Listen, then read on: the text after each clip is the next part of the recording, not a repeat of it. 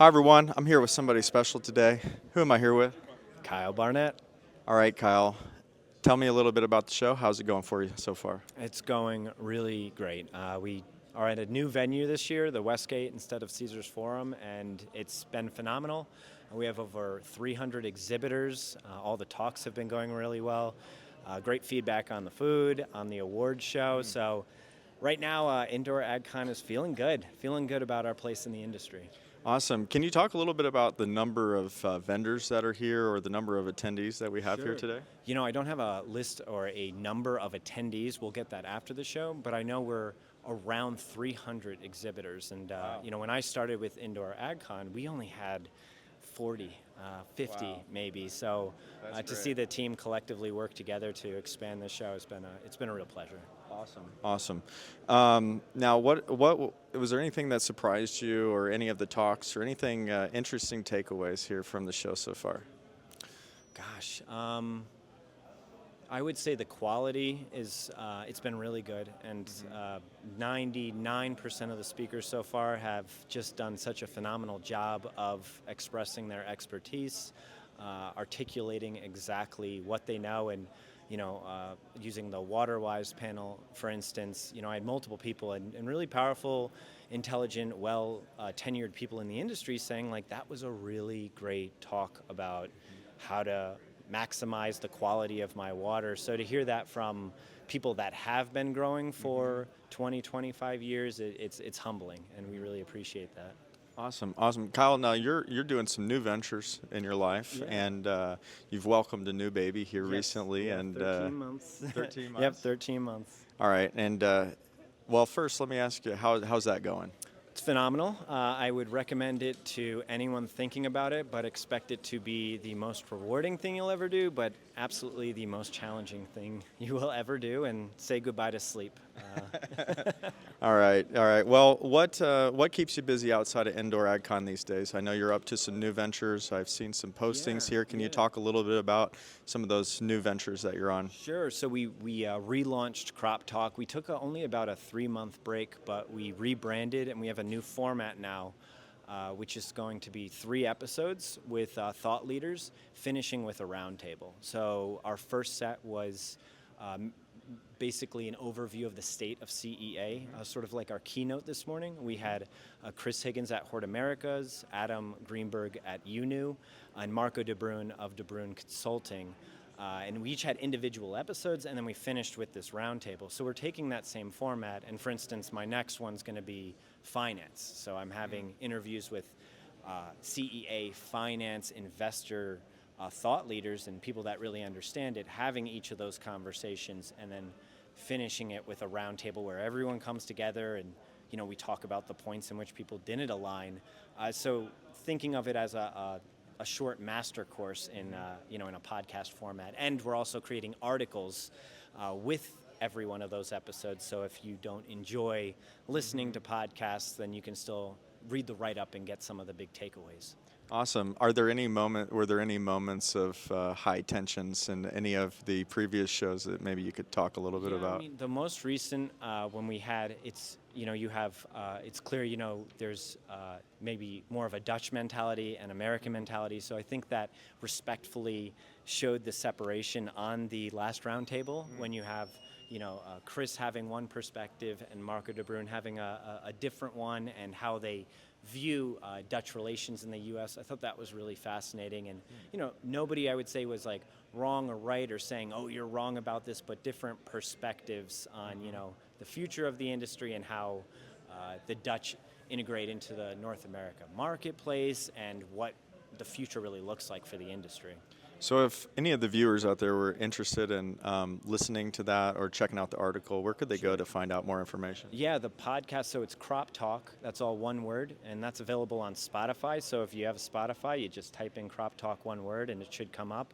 Over the years, there's been over 250 episodes of CropTalk, so there's a lot you can learn from. Maybe some episodes might be outdated, but that might offer you clarity. With some of our past guests have been some of the bankrupt organizations, so you can even see their mindset at maybe when they were at their peak.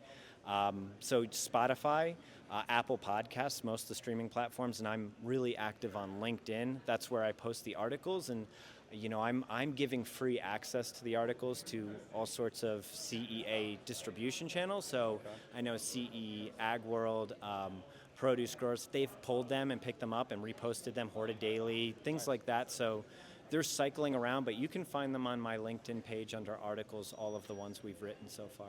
Awesome. Now, out of all the subjects that there are in CEA, what is the most exciting one for you to talk about with your guests? Yeah, so right now I'm really excited by the potential of what I'm calling hubs and what I think a lot of people are calling hubs, but this concept of creating Leamington or the Westland in the U.S. and finding, and I know Virginia's doing a lot of work, and maybe regional-based hubs, one on the East Coast, one on the West Coast, maybe one in the South, where we can really develop those distribution channels where multiple entities can work together, and it will bring down costs for everyone, and a rising tide raises all ships. And so if we can create these hubs, we may still be competing, but then you have, a lot of the industry suppliers and experts located within vicinity to those hubs, and I think that would be a really powerful approach and a great way for the industry to align. Yeah, what's interesting is that I see a lot of silos happening here with individual states getting interested in CEA. I saw on the attendee list here for this show a lot of folks from the state of Iowa. And, I know Georgia was also looking at CEA very aggressively, and other states, you're in South Carolina, I think they have their own initiative as well.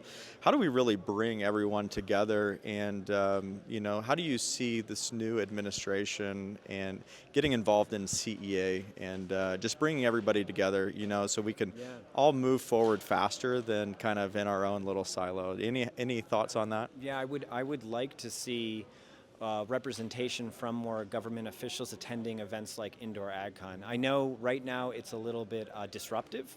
So, we had a lot of attendees from maybe some of those government organizations that plan to attend that. With what's happening right now and the uncertainty, I think those were the first things to be scrapped because they have to be very close eye on the budget. So I would say that coming to events like this and hosting groups where they can come together and really fostering where they talk to one another. Because you're right, I know that Pennsylvania, Virginia, they all have these groups.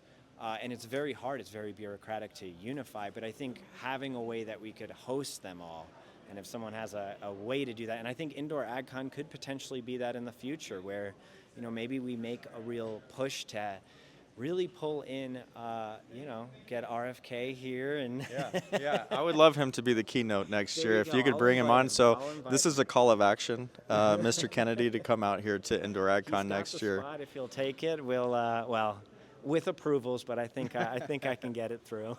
All right, excellent. Now, Kyle, one last question for you. I think you do this as well, the crystal ball question.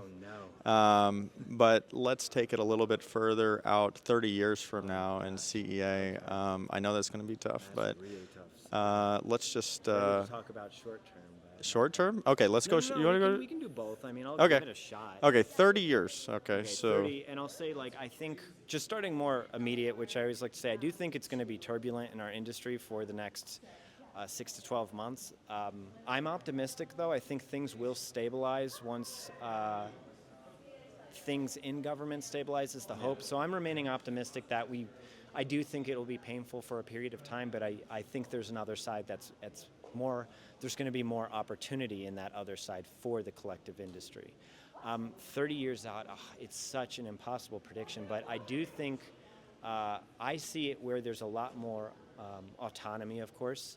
I always in my head see drones flying around once battery charges and things like that are really perfected.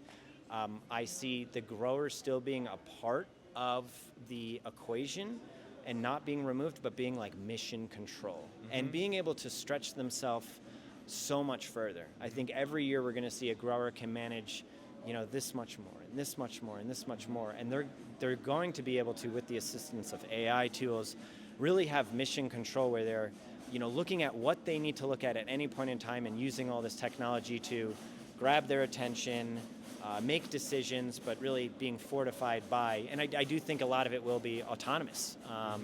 So 30 years is so far out.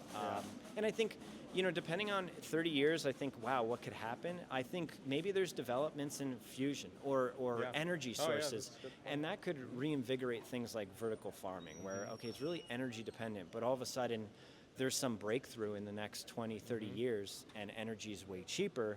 That can reinvigorate other areas of the industry and make the unit economics beautiful. So, I'm going to keep it at that. All right, that's fair enough. Fair enough.